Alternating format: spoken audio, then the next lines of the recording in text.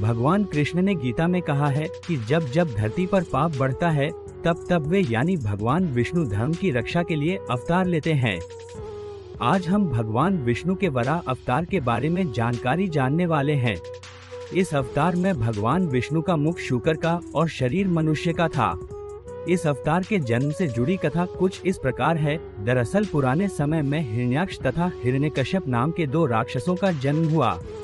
हिरण्याक्ष ने ब्रह्मा जी की तपस्या की, उसके तप से ब्रह्मदेव प्रसन्न हुए और उन्होंने उसे वरदान दिया कि वो देव, दानव तथा मानव इनमें से किसी से भी पराजित नहीं होगा और न ही किसी युद्ध में मारे जाएंगे। इस वरदान के मिलने बाद तो उन दोनों का अत्याचार और भी बढ़ने लगा। उन्होंने इंद्रलोक पर भी अपना कब्जा कर लिया।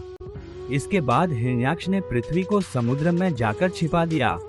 जब ऋषि मुनियों ने भगवान विष्णु से पृथ्वी को पुनः अपने स्थान पर लाने की प्रार्थना, तब ब्रह्मा जी के नाक से भगवान विष्णु वराह रूप में अवतरित हुए।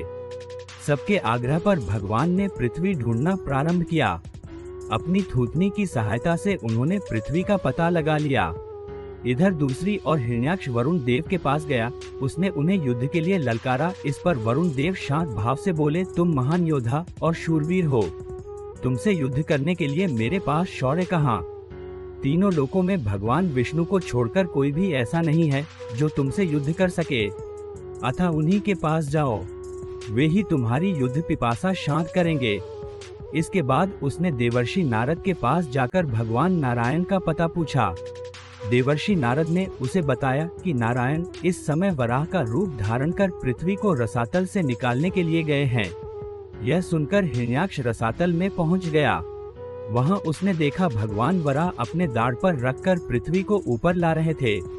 उस महाबली दैत्य ने वराह भगवान से कहा, अरे जंगली पशु, तू जल में कहां से आ गया है? तू इस पृथ्वी को कहां लिए जा रहा है? इसे तो ब्रह्मा जी ने हमें दे दिया है। तू मेरे रहते इस पृथ्वी को रसातल से नहीं ले जा सकता।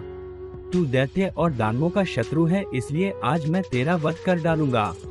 पर भगवान विष्णु ने उसकी तरफ ध्यान न देते हुए रसातल से बाहर निकलकर धरती को समुद्र के ऊपर स्थापित कर दिया। हिरण्याक्ष उनके पीछे लगा हुआ था, अपने वचन बाणों से उनके हृदय को बेध रहा था। भगवान विष्णु ने धरती को पानी से बाहर ले आए और तब हिरण्याक्ष की ओर ध्यान दिया। लेकिन हिरण्याक्ष अब भी भगवान को अपशब्द बोले जा रहा था। भगवान को अब क्रोध आ गया। भगवान बोले कि बेकार की बात करनी आती है या युद्ध करना भी आता है? मैं तुम्हारे सामने खड़ा हूँ, तुम क्यों नहीं मुझ पर आक्रमण करते? बढ़ो आगे, मुझ पर आक्रमण करो। हिरण्याक्ष की रगों में बिजली दौड़ गई। वह हाथ में गदा लेकर भगवान विष्णु पर टूट पड़ा। भगवान के हाथों में कोई अस्त्र शस्त्र नहीं था। उन्होंने दूसरे ही क्षण हिरण्याक्ष के हाथ से गदा छीनकर दूर फेंक दी। हिरण्याक्ष को इतना क्रोध आया कि वह हाथ में त्रिशूल लेकर भगवान विष्णु की ओर झपटा। भगवान वराह और हिरण्याक्ष में मध्य भयंकर युद्ध होने लगा। भगवान विष्णु ने शीघ्र ही सुदर्शन का आह्वान किया। चक्र उनके हाथों में आ गया। उन्होंने अपने चक्र से हिरण्याक्ष के त्रिशूल के टुकड़े टुकड़े कर दिए। युद्ध में जब भगवान विष्णु हिरण्याक्ष को बहुत नचा चुके तो उन्होंने उसकी कनपटी पर कसकर एक चपत जमाई। उस चपत से उसकी आंखें निकल आईं। वह धरती पर गिरकर निश्चेष्ट हो गया और अंत में हिरण्याक्ष का भगवान वराह के हाथों वध हो गया।